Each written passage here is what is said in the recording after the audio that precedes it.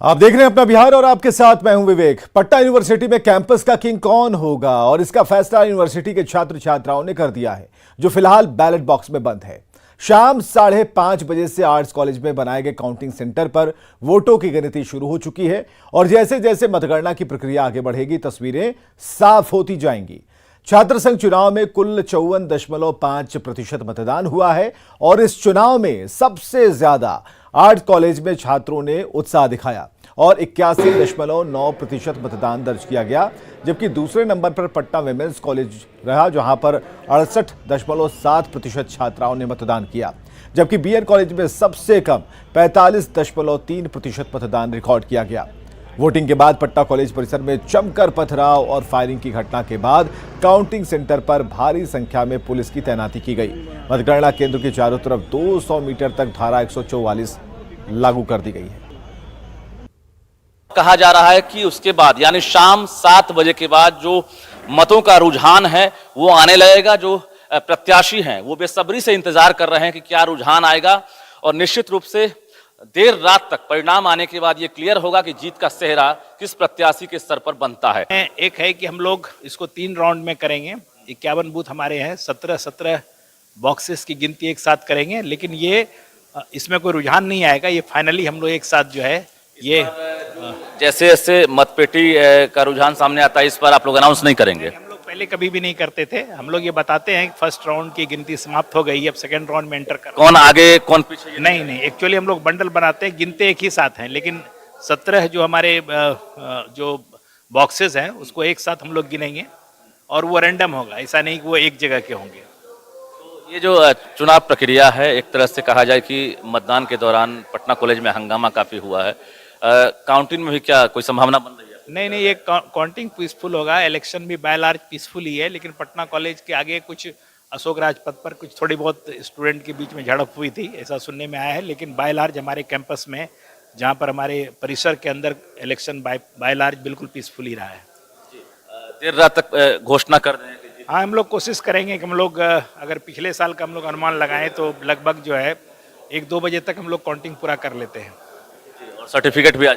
जी, बिल्कुल, आज सर्टिफिकेट सबों को मिल जाएगा। तो हमारे साथ chief election officer doctor Khagendra Kumar थे, जो जानकारी दे रहे थे कि आज देर रात तक ही जो है मतगणना काम पूरा कर लिया जाएगा और रात के 2 बजे तक जो विजेता प्रत्याशी हैं उनको सर्टिफिकेट भी दे दिया जाएगा। हालांकि जो रुझान है उसको लेकर उन्होंने कहा है कि रुझान की बात नहीं आएगी, क्योंकि 3 राउंड में यहाँ पर मतगणना काम होगा और जिसको लेकर तमाम जो काउंटिंग रूम है वहाँ पर कर्मियों की ड्यूटी लगा दी गई है और कुछ ही देर में अब मतों की गिनती शुरू होगी और निश्चित रूप से देर रात तक इंतजार करना जरूरी है कि आखिर जीत किसकी होती है। रजनीश कुमार, न्यूज़ 18, पटना। पटना यूनिवर्सिटी छात्र संघ चुनाव के दौरान जमकर बवाल हुआ। मतदान खत्म होने के पहले 5-6 राउंड फायरिंग हुई और इसकी वजह से यूनिवर्सिटी कैंपस में अफरा तफरी मच गई। अराजक तत्वों ने मीडिया कर्मियों से मारपीट की, पुलिसकर्मियों पर पथराव किया। सवाल है कि कैंपस में गोली बारूद कहां से आया।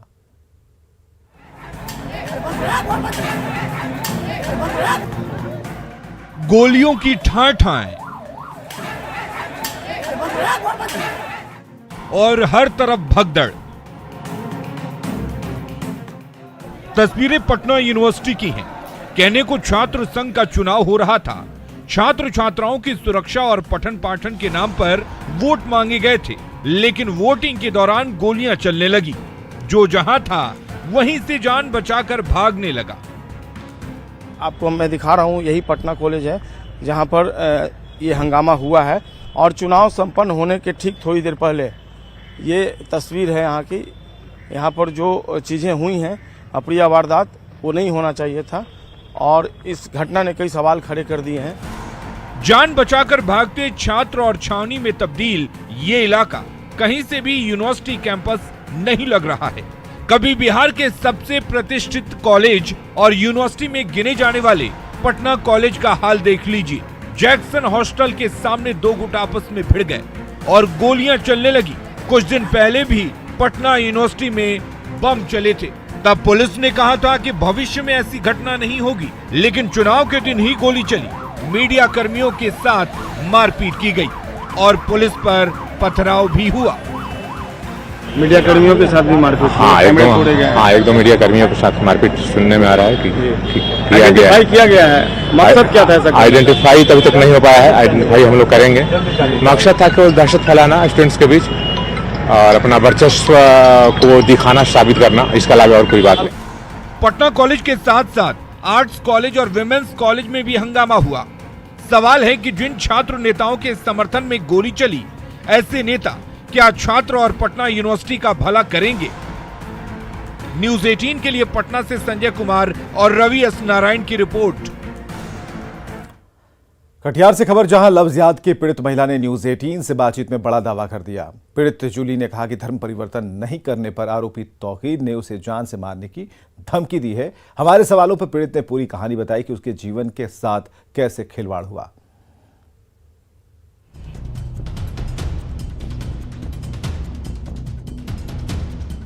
लव जिहाद की पीड़ित महिला जूली जो अब इससे निजात पाना चाहती है, इस पीड़ित महिला ने न्यूज 18 से बातचीत में कई खुलासे किए और बताया कि कैसे आरोपी तौकीर ने उसके जीवन के साथ खिलवाड़ किया और विरोध करने पर उसे जान से मारने की धमकी भी दे रहा है। हाँ, डरा भी रहा है, धमका भी रहा है, यही बोल रहा है कि तुमको हम छोड़ देंगे तो तुम्हारा जिंदगी बर्बाद हो जाएगा। तो मेरा जिंदगी तो वो बर्बाद कर ही दिया, क्योंकि पहले से वो शादीशुदा था, उसका बच्चा था, झूठ बोला हमसे, साजिश हुआ मेरे साथ। कटिहार की जूली की शादी 2017 में सुपौल के रहने वाले आरोपी राज राजपूत उर्फ तौकीर से हुई थी। तब तौकीर ने उससे झूठ बोलकर 7 फेरे ले लिए थे, लेकिन 2019 में जूली को ये जानकारी मिलती है कि उसका पति मुस्लिम है, पहले से शादीशुदा है और उसकी एक बच्ची भी है। सुनिए न्यूज 18 के सवालों पर पीड़ित का बयान। कोर्ट मैरिज के कितने दिनों के बाद आपको इस बात का की जानकारी हुई कि ये जो लड़का है ये राज राजपूत नहीं है, ये तौकीर है? 2019 में जानकारी हुआ हमको, जब हम घर गए उसका फर्स्ट बार। 17 से लेकर 19 तक जूली आप क्या उसके साथ नहीं रह रही थी? वो क्या आपके साथ नहीं रह रहा था? आप उस दौरान कहाँ रह रही थी? हम अपना मायके में रहते थे। लव जिहाद के चंगुल में फंसी डरी और सहमी जूली अब इस दलदल से मुक्त होना चाहती है। न्यूज 18 से बातचीत में जूली न्याय की गुहार लगा रही है। अब हम यही चाहते हैं, कानून से, कोर्ट से इंसाफ चाहते हैं और हम अलग होना चाहते हैं। सीमांचल के इलाके में पहले भी ऐसे मामले आते रहे हैं। सवाल फिर से वही उठता है कि क्या सीमांचल में चल रहा है लव जिहाद का खेल? अगर ये मामला लव जिहाद का नहीं तो फिर क्या है? तौकीर ने मैरिज रजिस्ट्रेशन के दौरान गलत पता क्यों दिया? न्यूज 18 इस बेहद संवेदनशील मुद्दे पर पीड़ित के साथ खड़ा है। हिंदू लड़का बनकर एक हिंदू लड़की की जिंदगी तबाह करने वाला तौकीर दुबई चला गया है, लेकिन एक परिवार के साथ जुल्म करने वाले इस दरिंदे को इसके किए की सजा मिलनी ही चाहिए। Bureau report, news 18। कटिहार में लव जिहाद की घटना से बिहार में सियासी घमासान तेज हो गया। सभी दलों ने दोषी पर कार्रवाई की मांग की है। धर्म परिवर्तन के लिए किसी को मजबूर करना, धोखे में रखकर किसी से शादी करना, दोनों गैर कानूनी है। और जो धमकी दी जा रही है वो तो गैर कानूनी है ही। तो जो भी ये काम कर रहा है उस पर कानून सम्मत कार्रवाइयाँ होंगी, कई तरह की धाराएं लगेंगी। और वो भारत नहीं, दुनिया के किसी भी देश में जाके छुप के बैठे हो, बिहार पुलिस वहाँ से पकड़ के लाएगी। निश्चिंत रहिए, ऐसे किसी भी लोग को बर्दाश्त नहीं किया जाएगा। एक हिंदू लड़की को एक मुस्लिम युवक ने अपने को हिंदू बता करके फरेब कर करके लव जिहाद में फंसा करके और अपने विदेश भाग गया और वहां से पूरे परिवार को मारने की धमकी दे रही है। ये ठीक घटना नहीं है। इसकी जितना भी निंदा की जाए ये कम है।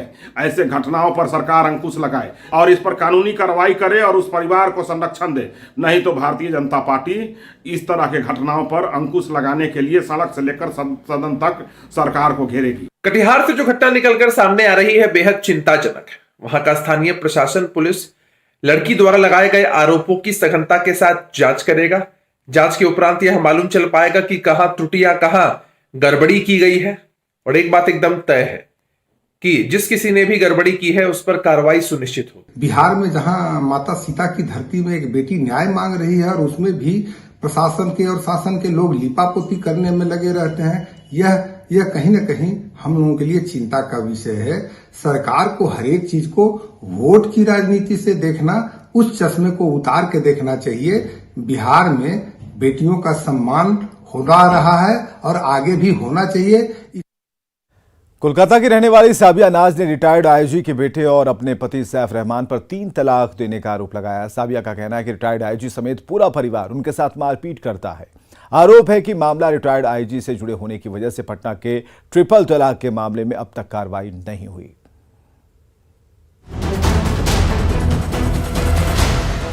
हाथों में जख्म के सबूत लिए ये है शाबिया नाज।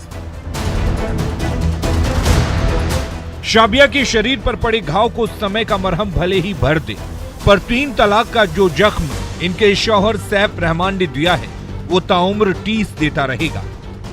3 तलाक दिया है जिनका ना मेरे पास कोई नोटिस है, ना इन्होंने कभी मुंह से बोला। मतलब जो होता है इस्लाम में वो हस्बैंड बोलते हैं, तो ना मेरे व्हाट्सएप में कुछ आया, ना मेल में आया, ना मेरे घर, मैं घर पे ही रहती हूँ, उनके साथ ही रहती हूँ, मुझे कोई खबर नहीं। बट लास्ट व्हाट्सएप पे आया? नहीं आया, कहीं भी कुछ नहीं आया मेरे पास कोई भी नोटिस। हाँ जी, और बट मेरे ससुर के मुँह से हम सुने कि मुझे 3 तलाक दे चुके। कोलकाता के बड़े कारोबारी मोहम्मद राहबुद्दीन ने अपनी बेटी शाबिया की परवरिश बड़े जतन से की। शादी भी खूब धूमधाम से हुई। 2 करोड़ से ज्यादा का तोहफा दिया। दूल्हे को 48 लाख रुपए का चेक दिया ताकि बेटी ससुराल में रानी की तरह रहे। लेकिन हुआ उल्टा।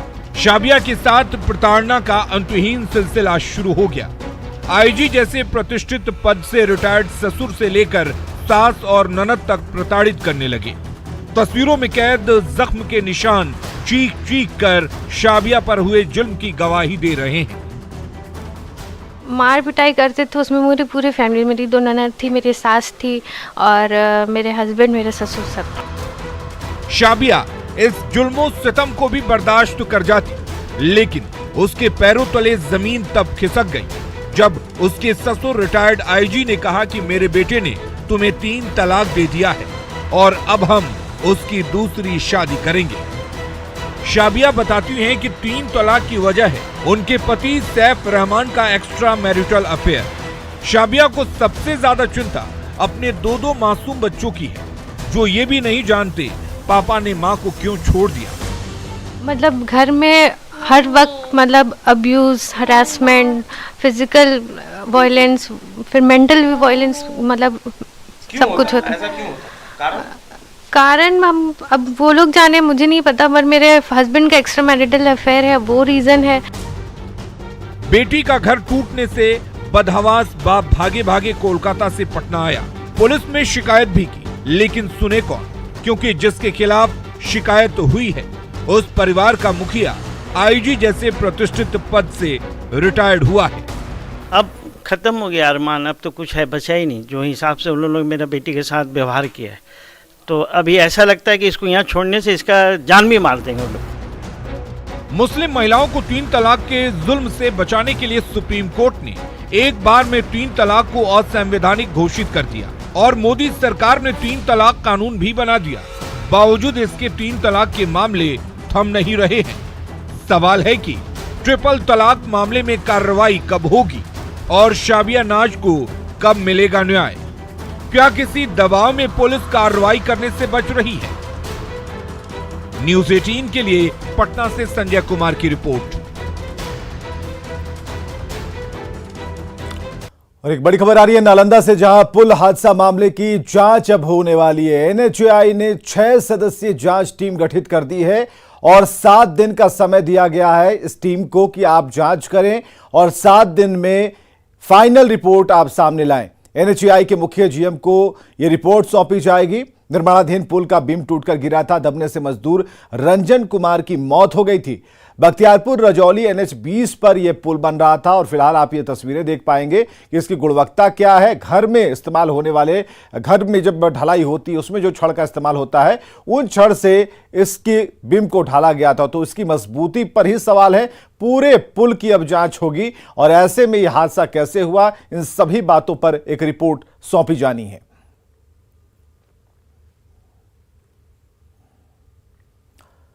नालंदा के भागन बिघा में शुक्रवार को निर्माणाधीन फ्लाईओवर की बीम टूटकर गिरने से एक मजदूर की मौत हो गई। जो हादसा हुआ उसमें हर स्तर पर बड़ी लापरवाही सामने आई। न्यूज 18 ने फ्लाईओवर हादसे की हकीकत जानने के लिए घटनास्थल का दौरा किया। वहां हादसे की जो सच्चाई सामने आई वो हैरान करने वाली है। फ्लाईओवर के निर्माण में न सिर्फ जल्दबाजी की गई बल्कि घटिया निर्माण सामग्री का इस्तेमाल हुआ।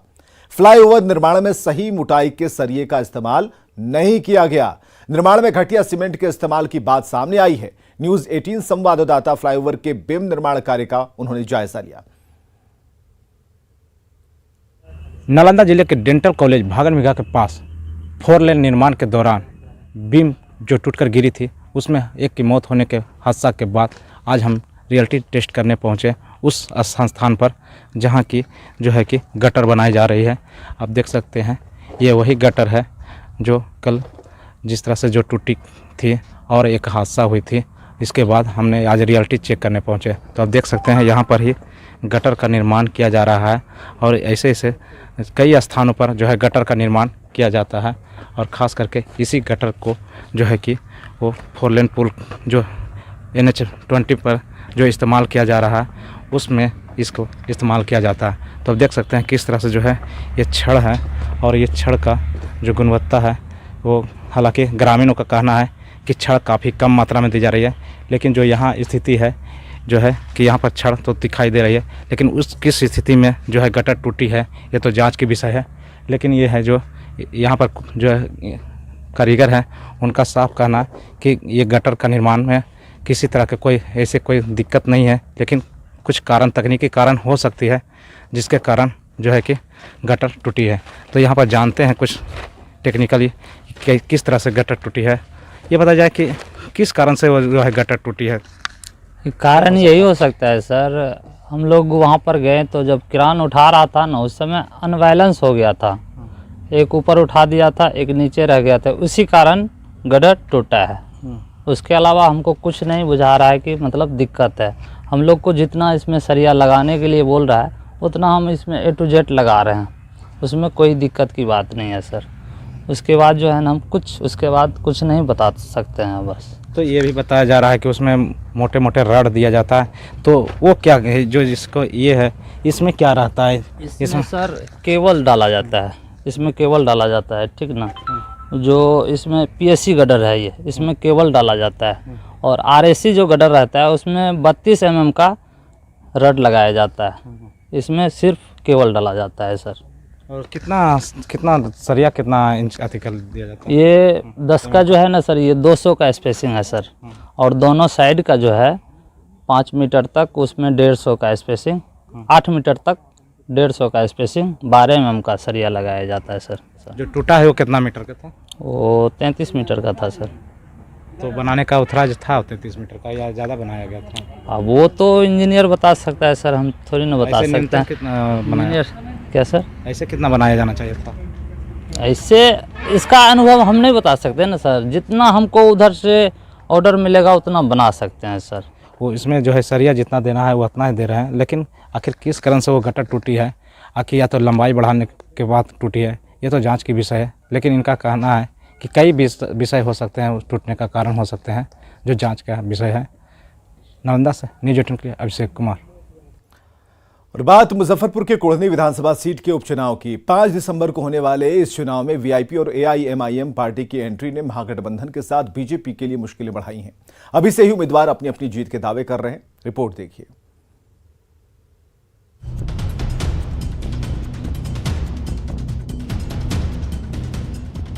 कुढ़नी विधानसभा के लिए होने जा रहा उपचुनाव वाकई दिलचस्प मोड़ पर आ गया है, क्योंकि इस बार यहाँ 2 पार्टियों में नहीं बल्कि 4 पार्टियों के बीच का मुकाबला बन चुका है।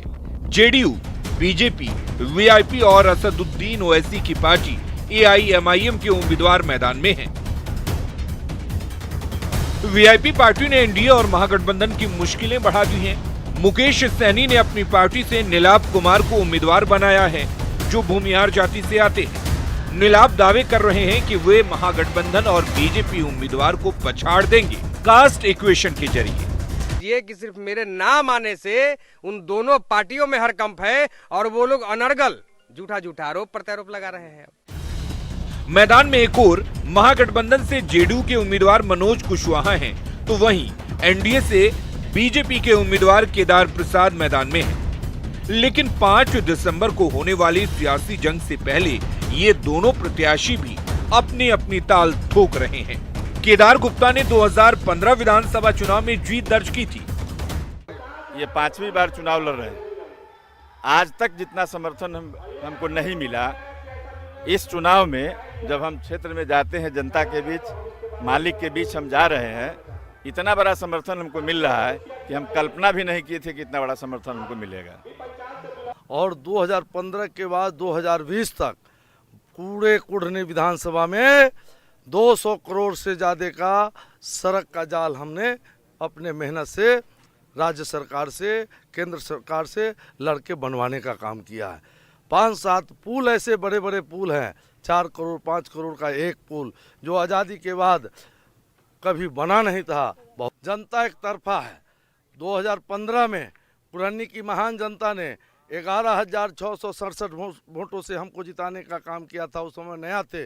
जब मैंने काम करके दिखाने का काम किया हूं, तो जनता इस बार उससे दुगुना मतों से हमको विधानसभा में। सभी प्रत्याशी अपने अपने तरीके से जीत के दावे कर रहे हैं, लेकिन जाति के बंधन में जिस तरह से प्रत्याशियों को सियासी शतरंज के मैदान में प्यादे के तौर पर उतारा गया है, वो किसे पछाड़ेंगे, इसका फैसला तो जनता जनार्दन ही करेगी। न्यूज़ 18 के लिए मुजफ्फरपुर के कोढ़नी से शैलेंद्र कुमार की रिपोर्ट। और खबरें लगातार जारी हैं, बने रहिए हमारे साथ।